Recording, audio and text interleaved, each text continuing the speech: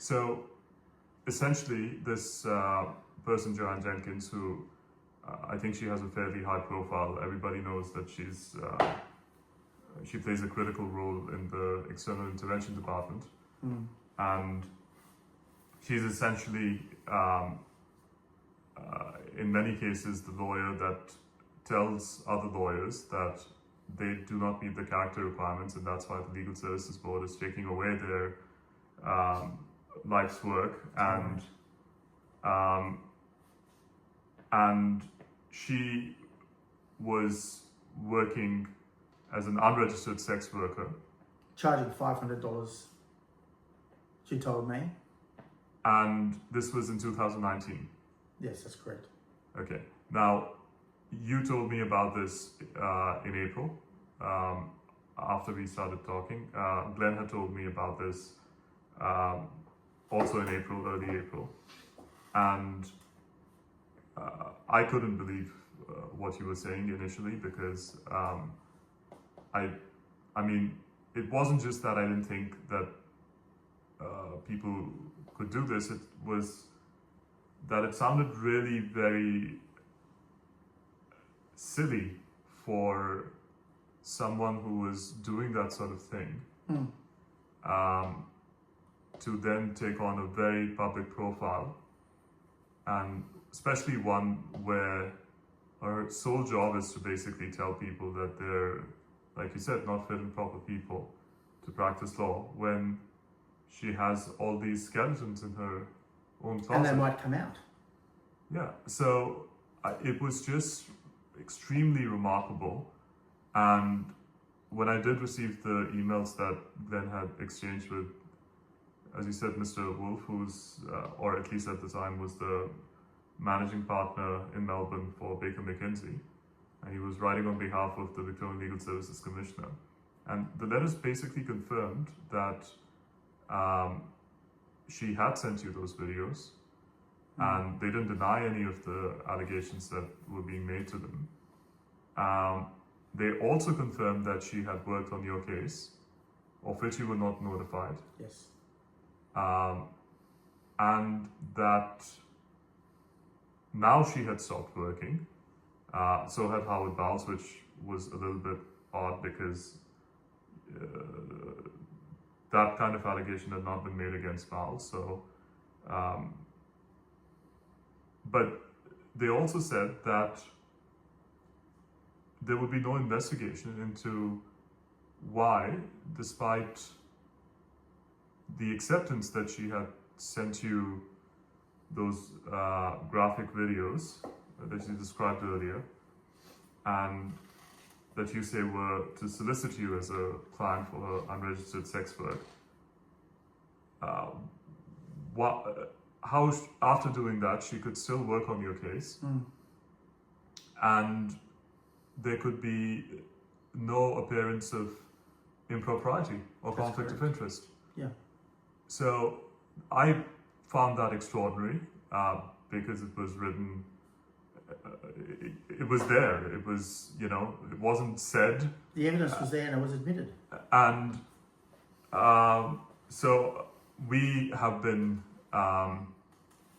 reaching out to people and encouraging them to come and speak out against the Commissioner and the board, and we're currently bringing contempt charges against them in the federal court and in the Supreme Court for perversion of the course of justice and for intimidating people and basically targeting anybody who decides to make a complaint against senior officials at the Legal Services Board. And as you know, they started a completely frivolous suppression proceeding against us. In the federal court? In the federal court. And the basis of the proceeding was that we were somehow trying to, well, they kept changing the basis, but initially it started off by saying that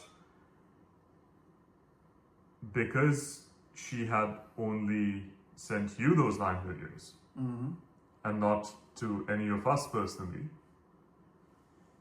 our allegation that the court should determine that she was not a fit and proper person, but more importantly, that the Victorian Legal Services Commissioner was not a fit and proper person for failing to investigate such an obvious complaint. And I mean, there's the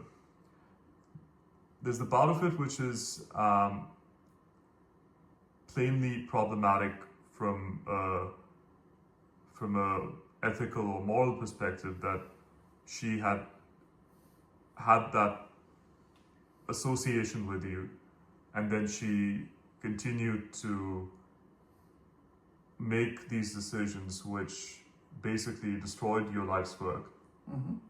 And then anybody would, in those circumstances, be Secretly work behind the scenes. yeah. And you've basically said that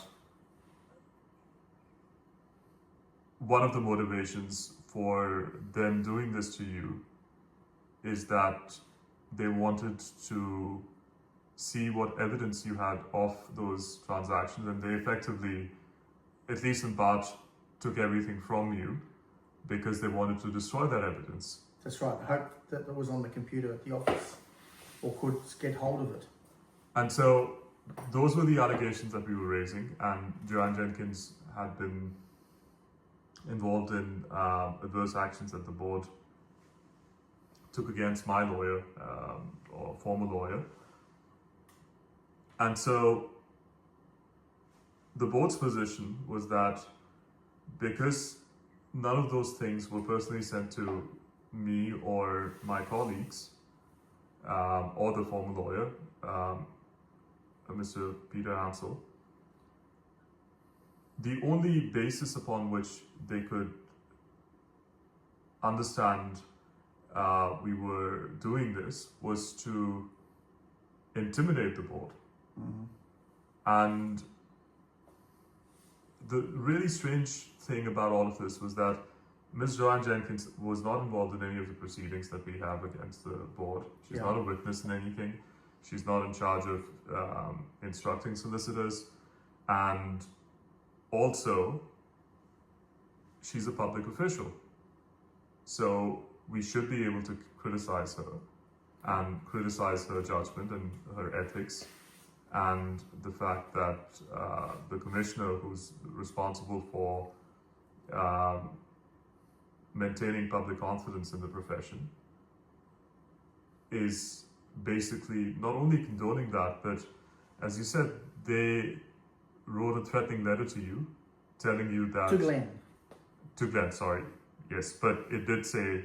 Did that, mention my name to tell me. Yes, I've read the letter. And effectively, that if you did anything about it, then you could be criminally prosecuted. And I think more than that, the subtext of it really was that if you made a complaint, they would basically demonize you further. Mm-hmm. And say that you're some sort of a horrible human being because you're trying to destroy her character. Mm-hmm. And that's what they argued before the court, which ultimately did not bode well for them. Justice Lee, on the 8th of July this year, found that their application was misconceived, that he couldn't understand why a regulator would do that sort of a thing, that it was very unorthodox. And I mean, not only were they trying to stop us from publishing that information, but they also wanted to stop us from ever relying on that evidence in court proceedings, including in the Supreme Court of Victoria, which is not under the jurisdiction of the federal court. And, you know, the federal court immediately conceded that. But here's the strangest part of all of this. They were not saying that don't tell people that Ms. Jenkins has committed criminal offences allegedly, and we're not willing to investigate that she has, and never, you know, disclose them while she was applying for a practicing certificate. But what they were saying is that because we've warned them that we were going to raise those matters, so they could write to us and basically deny those. It was an opportunity for them to deny those allegations and say that no, Thomas is basically lying or making up stuff. I mean, you've given us evidence. And I've put a sworn affidavit in. Exactly. So it was an opportunity for them to refute that before we raised it because of the seriousness of the allegations. But instead of denying it, they confirmed it, and they said that because it would make Ms. Jenkins feel very, let's say, it would make her feel embarrassed and it would make her feel upset about this, we should be stopped from enjoined, or enjoined rather. We should be enjoined to prevent us from ever raising a complaint against any employee of the Legal Services Board or Commissioner's Office. I mean, it was so blatantly ridiculous that, I mean, they wanted a court order to set up a tyranny. What about my reputation and what they've taken from me? They talk about her reputation, Shivesh. Where do I fit into the picture? And that's what our point was, that you had come to us because you had gone to everybody else and no one else was willing to investigate, and no one knows about this. No, because they've hidden it. And that's what the really egregious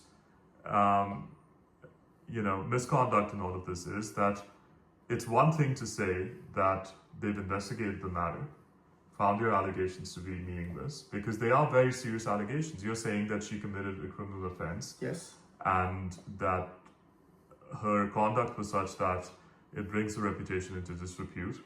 There are obviously questions about, I mean, you weren't the only person she would have been doing this with, and based on where she was working and the tools that she was using, it's very likely that she was engaged in such activity with other lawyers. And she was wearing business attire in those videos as well, in some of the videos. And you've also said that she had represented to you that some of the people that she was transacting with in that way were from the Legal Services Board, and they were willing to help her. And through the legal profession, yes.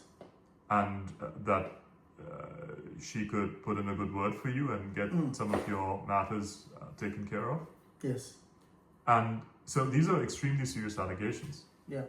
At the very least, they should be investigated. I mean, if you're making those allegations without any basis, then you should be punished for that. And the only way of knowing that is to investigate them. So it's just inexplicable why they would try to shut people out rather than investigate the matter. Well, they're the regulatory body. They're the ones that say to everyone else, you need to be fit and proper. And when they're caught out, they try to just put it under wraps. Did you try to get legal representation to raise these matters? I spoke to a representation over the years, and I was told it's not to do anything about it. Why? Because it wouldn't be beneficial for me. But this is a public interest complaint. If you make a public interest complaint, That's then correct. you're a But I was whistleblower. told multiple times from multiple lawyers, don't touch it, don't do anything about it. They said that you would face retaliation? Yeah. And not to do it. Wouldn't bode well for me. But it didn't bode well either way. No.